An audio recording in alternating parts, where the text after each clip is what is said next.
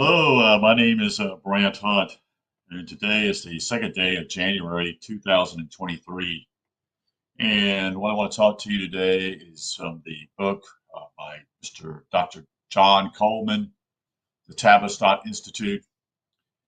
And what we're going to do is go to a particular chapter here, chapter 25, as we've gotten about halfway through the book here. Again, Dr. John Coleman is basically giving you a whole overview of what goes on. It may seem somewhat simplistic in some ways, but he gives you the players who are very important for you to also investigate, to look into, and how you have been played. That is, how you have been manipulated. And you think that all these things that are occurring outside of yourself, it is like music, the programming, the television, all these things are gearing you to a certain area to lead you and keep you from actually discovering who you are, so to speak. Okay, so this is chapter 25, Tavistock's assault on the U.S. One of the major players in Tavistock team was Dr. Curran Lewin, that is Lewin. I would suggest you begin to research this guy. He's a major figure. There are others here, but this was kind of the major player here. He was born in Germany, but was forced to flee when his population control experiments, you heard that right, his population control experiments were discovered by the German government. Lewin was already well known to Rees. The two have cooperated extensively in experiments in polling and similar opinion-shaping experiments. It is said that Dr. Gerb was enthusiastically embraced Tavistock's methods. I want to point out something. A couple of years ago, I think it was 3 or 4 years ago, maybe more than that. I saw this on, I guess it was Facebook, and it was to do with European women, mainly English women, who said they were no longer wanting to have kids, period. This is part of the programming. They would say simply, why would they want to have kids? Because they'll be eating food that is, cow milk or whatever else it is, such and such, and they're going to be a burden for the planet. See how this programming is done. In nature, if you notice that a woman at a certain age wants to have kids, I don't know many women who don't want to have kids. You see, or children, and so this programming now has been so pounded in these kids' heads that they don't want to have children in the future because they're going to populate the world. There's so many people are going to be here. There's not going to be hope, such and such. And so it's just this beat down, and this is how they do it psychologically. So I just want to iterate that as I continue here. Lewin fled to England, where he joined Rees at Tavistock Institute and was given his first major task to propagandize America in the Second World War by launching his media blitz against Germany in both Europe and the U.S. He succeeded admirably in what turned out to be the largest propaganda campaign in history, one that whipped the American people into a frenzy of hatred against Germany, even though there are many Germans here in America. In fact, a pretty large population of them. And then later, Japanese, when we threw these people in they are concentration camps in some ways, folks. They took their freedom away. This was done under the Roosevelt administration, you see. These people are sick people themselves, you see. We'll continue on. The Blitz eventually cost the lives of hundreds of thousands of American soldiers and poured billions of dollars in the coffers of the Wall Street and international banks and the arms merchants. You see, this is all promoted. This is all about money. This is just lets me make money. I got to make money. The banks, whatever, and put us in more deficit. But also the main thing simply is the young people at their youngest prime are destroyed and killed. Just prior to the assault in Iraq, the U.S. was subject to a propaganda blast over only slightly below the level of that which was developed to shove the United States into the Second World War. Carefully analysis of key words and phrases developed by Lewin from when World War II used showed that in 93.6% of all cases examined, These trigger words and phrases matched up with those used in the Korean War, Vietnam War, and the Gulf War. In the Vietnam era, polling using Tavistock methodology was used with devastating effect against the American people. People are not even aware of this. And this is the other thing, that the polling simply is to use a tool and seeing that, oh, 94% of people are in favor of going to war against Vietnam because they're communists, such and such. And you don't know if that poll is even correct. And so the problem is simply is people don't want to be in the minority. You see, they want to be in the majority because most of them are what I call herd mentality. Okay, so they're just they just want to follow the herd, and so they don't even grasp how they're being pulled and led by their own propaganda and programming. During the Gulf War, an example of Tavistock methods was the way the State Department kept on referring to the embassy staff in Kuwait as hostages, although none were ever in prison. In fact, every single one of them was free to leave at any time, but were ordered to remain in Kuwait so that propaganda could be made out of their situation. In essence, the hostages were hostages of the State Department, that is, unable to goat, that is, President Hussein, into firing the first shot. Another contrived situation like Pearl Harbor had to be mounted. April Glaspie, that is Glaspie, name will forever be associated with treachery and infamy. What followed was an elaborate theft of millions of barrels of Iraqi oil by Kuwait. Hussein was given the all clear by U.S. Ambassador to Baghdad, that is April Glaspie, and to attack Iraq and put an end to the situation that was costing the Iraqi people billions of dollars. But when the attack was mounted, Bush the elder lost no time in sending U.S. military to help Kuwait. So see, this is how they bait him. They baited him. And the particular ambassador supported this. No one knows this. I didn't know this. Do you know this? I doubt 1 in 100 would even know this, folks. President Bush whipped up support against Iraq by using the fake hostage claim. This is where the Tavistock Institute will fail.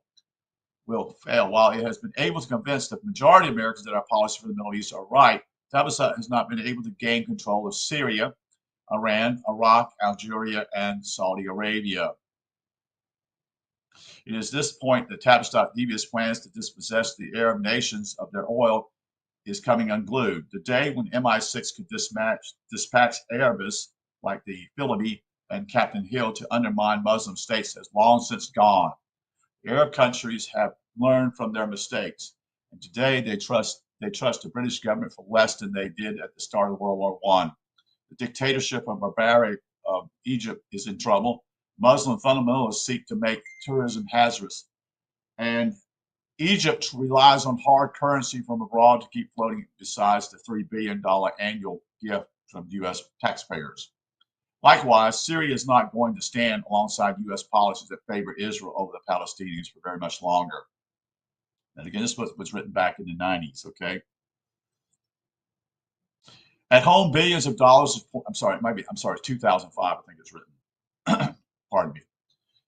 At home, billions of dollars were poured into coffers of Tavistock by the U.S. government. Among the beneficiaries, these billions of dollars were the National Training Laboratories, Harvard Psychological Clinic, the Wharton School, the Stanford Hoover Institute, RAND, MIT, the National Institute of Mental Health, Georgetown University, the Cecil Institute, Center for Advanced Studies in Behavior Sciences, and Institute for Social Research at Michigan, and scores of other think tanks and institutions of higher learning. Well, I wouldn't say it would be higher learning.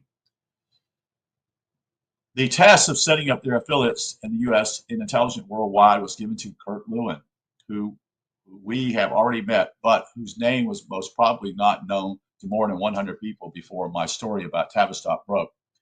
Yet this man and John Rollins Rees did more to damage the institutions upon which the U.S. Republic rests than anything Hitler or Stalin would have accomplished.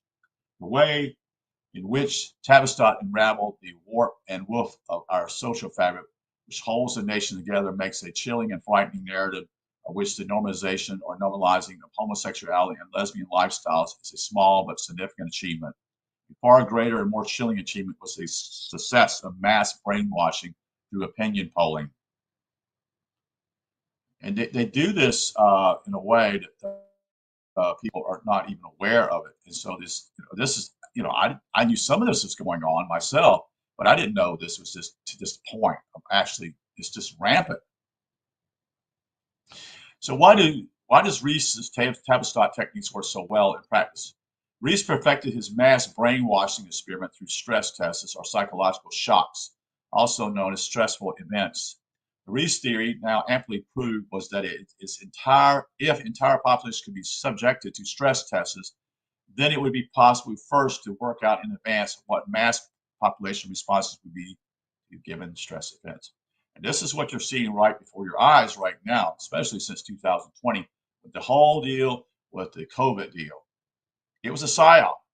Plain and simple, it was a psychological operation. And people bought into it. And then people went down and took vaccines. And those vaccines have seriously killed people, folks. Seriously have killed a lot of people and maimed them.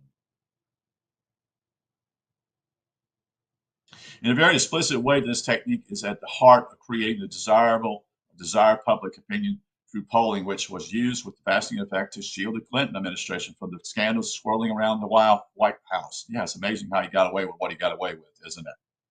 And which now shields Bush the younger from being removed from the White House. Let's see, we're going to go ahead and look at chapter 26 here.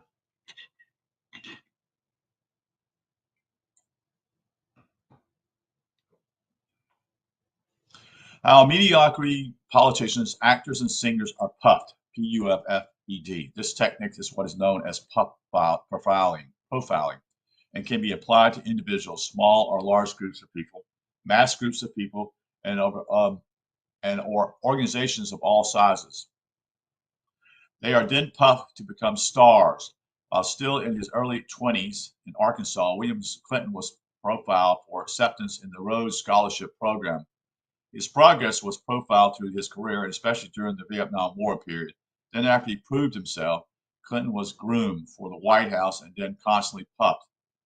The whole operation was under the control of the Tavistock Institute brainwashers.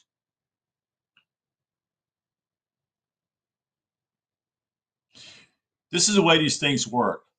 Thus are the tools forged to literally make candidates, especially ones who are deemed suitable for public office, candidates who can always be counted on to do the right thing. You ever think about Manchurian candidate here, folks? That's not what he says here, but I just thought about that Manchurian candidate. You see, Congress is full of them. Gingrich was a typical successful Tavistock product until his conduct was uncovered. Trent Lott, Dick Cheney, Charles Schumer, Barney Frank, Tom DeLay, Dennis Hansler, Dr. Frisk, and so on are other examples of Tavistock graduates. The same techniques is applied to actors, singers, musicians, and entertainers. Heavy propaganda was used to convince the population that unwelcome environmental social turbulence were the result of the changing times in which we live. Whereas, as we now know, special new scientists design programs, that is stress programs, to artificially create environmental social turbulence and then pass them off as resulting from a natural condition, best known as changing times. Tavistock's new science, that is, their scientists were confident that we could not apply the principle for every effect, there must be a cause. And they were right. For instance, we meekly accepted the Beatles and their novel music and lyrics, if one dare call it music and lyrics, having been told that the group wrote it all together, all themselves. No, they didn't.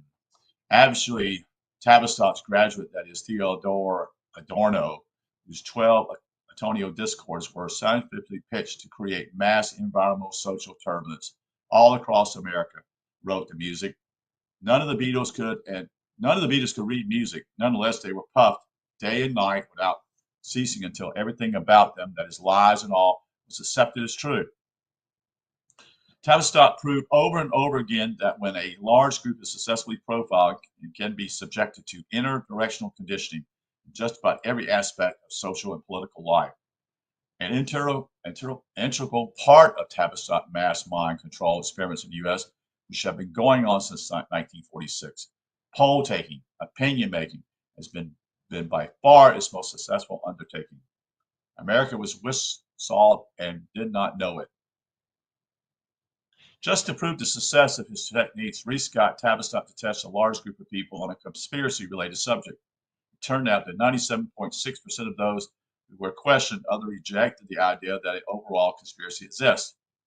How much less than would our people believe that they have been under direct attack by Tavistock for the past 56 years? We have the radio talk show hosts like Rush Limbaugh, who constantly tells audience that there is no conspiracy. He's part of it.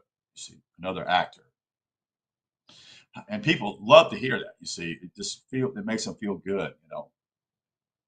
How many people would believe that for the past 56 years, Tavistock has been sending an invisible army of shock troops into every hamlet, village, town, and city across the nation? The task of the invisible army is to infiltrate, tamper with, and modify collective social behavior by means of interdirectional conditioning. The Reese Invisible Army is made up of real professionals who know their job and are dedicated to the task they were commissioned to do.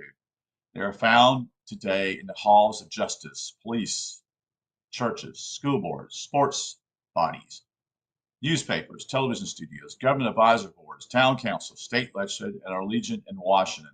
They run for every office from county council to sheriff to judge, from school board member to city councilman, and even for the office of the President of the United States. How this works was explained by John Rawlins Reese back in 1954. Their job is to apply the advanced techniques of psychological warfare as we know them to whole population groups that will grow even larger, so that whole populations may be more easily controlled in a world driven completely mad. That's true. Completely mad. People are completely mad nowadays. Groups of Tavistock psychologists linked to each other, capable of influencing the political and government fields, must be arbiters, the power cabinet. Would this frank confession convince conspiracy skeptics? Probably not, as it is doubtful whether such closed-minded could have any real knowledge of these things. Such information is wasted on radio talking heads. A director of the Reese Invisible Army was Ronald Lippert, that's Lippert, who especially was tinkering with the minds of children. And Dr. Fred Emery, that's spelled Emery, was another of Tavistock linked psychologist, who was on board the President Johnson's, what they called the Kerner, that's Kerner Commission. I never even heard of that. I have to look that up. Emery was what Tavistock called a social environmental turbulence specialist. The bottom line of which is when a whole population group is subjected to social crisis, it breaks down in synoptic idealism and finally fragments. That is to say, if you just give us, it just gives us trying to cope with the problem or problems. The word environmental has nothing to do with ecology issues. It has to do with the particular environment into which the specialist has injected himself with the specific intent of making trouble. That is turbulence or stress patterns. This has already happened with rock and roll, drugs, free love, abortion, sodomy, lesbianism, pornography, street gangs, the constant attack on family life, on the institution of marriage, on social order, on the Constitution, especially on the Second and 10th Amendment. Where this has happened, we find communities powerless to cope with a broken down justice system, school boards teaching evolution, minors being encouraged to buy condoms, and even children's rights being pushed. Children's rights usually means children should be allowed to disobey their parents, a key issue in every socialistic child care program. Members of the Reese Invisible Army are entrenched in the House and Senate, in the military, the police, and in virtually every government office in the land. After studying the state of California, I came to the conclusion that it has the largest contingent of Invisible Army shock troops in the country, which has made California something very close to a socialist police state. I believe California will be the role model for the rest of the nation. Yes, they are. Definitely are. At present, there are no laws on the books that make this type of conditioning illegal. Rees and Lewin researched the laws of England and the United States and concluded that it was legal to condition a person without his or her consent or knowledge. We need to change this. Polling is an intricate part of conditioning. Tavistock Invisible Army of Shock Troops have changed the way American thinks about ROC, premarital sex, drug trafficking, drug taking, children born out of wedlock, promiscuity, marriage, divorce, family life, abortion, homosexuality and lesbian, the Constitution, and yes, even murder. Not to mention that lack of morals is fine as long as one does and one has a good time or does a good job. In the early years of Tavistock, the leaderless group concept was used to lay the America we once knew in the dust. In charge of the project was W.R. Bion, B-I-O-N, who ran the Wharton School of Economics for years, where such nonsense as free trade and Keynesian economics are taught. Yes, it's all bullshit, folks. It's all bullshit. It's all lies. What's happened is that we don't logically think anymore. That's been thrown out of the door completely. Japan stayed with the American model taught by General MacArthur, not the Wharton School fraud. And look at Japan today. Don't blame the Japanese for their success. Blame Tavistock for destroying our economic system. But Japan's turn is coming. No nation will be spared in the final onslaught to usher in a one world government and a new world order. The brain trust that is in charge of Tavistock War on America, 1946, consists of Bernays, Lewin, Bryant, Margaret Mead, Gregory Basin, H.B. Dix, Lippert, Lippert, Nesbitt, Nesbit, and Eric Trist, Trist. I would suggest that you write these names down and do a research on these guys and look at their books. You can find those books, some of their books actually online. Okay, it's to your advantage to do this, to be even more specific on what's going on. Where did the Invisible Army Sharp Troops get their training? They got it from Rees at Tavistock, from where they fanned out across America to sow their seeds of environmental, social, tournament stress patterns. They fanned out into every level of American society, attaining posts in places where they could exert their influence they had been taught how to use by Rees. Decisions made by the members of the Invisible Army of Shock Troops have profoundly affected America at every level, and the worst is yet to come. Just to give a few examples of who some of these people are, leading shock troops were led, let's mention George Shultz, Alexander Haig, Larry King, Phil Donahue, Admiral Berkeley, deeply involved in the cover-up of the Kennedy assassination, Richard Armitage, Billy Graham, William Paley, William Butler, Pamela Harriman, Harriman, Henry Kissinger, George Bush, and the late Catherine Meyer Graham, not to mention the caravan that arrived in Washington from Arkansas in 1992, headed by Mr. and Mrs. Clinton, as whose hands the nation was soon to be torn apart, and plus Rush Limbaugh, Bill O'Reilly, Larry King, and Karl Rove. Business leaders and stock troop groups are legion, far too many to be listed here. Thousands of such Invisible Army shock troops of the Business Brigade were turned out at Tavistock U.S. facility that is a national training laboratory, which began its existence on the huge, sprawling New York estate of Avery and Pamela Harriman. As we now know, Mrs. Harriman was one who selected Clinton for special training and ultimately the Oval Office. As the National Training Laboratory, corporate leaders were trained in stress situations and how to manage them. Companies who sent their top executives to the NTC to receive for Tavistock's training including Westinghouse, B.F. Goodrich, Alcoa, Halliburton, BP, Shell, Mobil Exxon, Eli Lilly, DuPont, New York Stock Exchange, Archer Daniel Midland, Shell Oil, Mobil Oil, Conoco, Nestle, AT&T, IBM, and Microsoft. Worse yet, the U.S. government sent its top echelon personnel drawn from the U.S. Navy and the U.S. State Department, the Civil Service Committee, and the Air Force. Your tax dollars by the millions paid for the educated Tavistock gave these government employees at Arden, Arden House on the Harriman estate. And that concludes chapter 26, and I'm going to stop here because I don't want to run it too long because it you know, a lot of people can't hold on to this, so I just try to do it as short as possible. So I just thought I'd share these things with you today, and hopefully you are doing well. I hope you're enjoying your day too. Please look into these people. I appreciate you doing this. This is radical stuff, but you can handle it if you desire the truth. Thank you.